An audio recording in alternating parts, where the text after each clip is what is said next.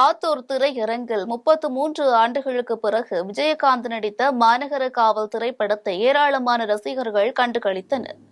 தேசிய முற்போக்கு திராவிட கழகத்தின் தலைவரும் நடிகருமான விஜயகாந்த் விழிப்புணர்வு ஏற்படுத்தும் வகையில் பல்வேறு திரைப்படங்களில் நடித்துள்ளார். இந்நிலையில் அவரது நடிப்பில் வெளிவந்த வெற்றி படமான மாநகர காவல் திரைப்படம் 33 ஆண்டுகளுக்கு பின் மீண்டும் ஆத்தூர் பேருந்து நிலையம் அருகே உள்ள திரையரங்கில் திரையிடப்பட்டது. இந்த திரைப்படத்தை காண பொதுமக்கள் மற்றும் விஜயகாந்த் ரசிகர்கள் தேமுதிக கட்சியைச் சேர்ந்த சேலம் கிழக்கு மாவட்ட செயலாளர் இளங்கோவன் மற்றும் ஒன்றிய நகர மாவட்ட பொறுப்பாளர்களும் திரையில் வெளியிடப்பட்ட மாநகர காவல் திரைப்படத்தை கண்டு களித்தனர். மேலும் 30 ஆண்டுகளுக்கு முன் ரசித்து பார்த்த திரைப்படத்தை மீண்டும் திரையில் பார்ப்பது மகிழ்ச்சி அளிப்பதாகவும் தெரிவித்தனர். இருந்தாலும் கூட அவர் இன்னும் எங்ககிட்ட இந்த மாதிரி வாழ்ந்துகிட்டு இருக்கிறதாவே நாங்கள் கருதுகிறோம்.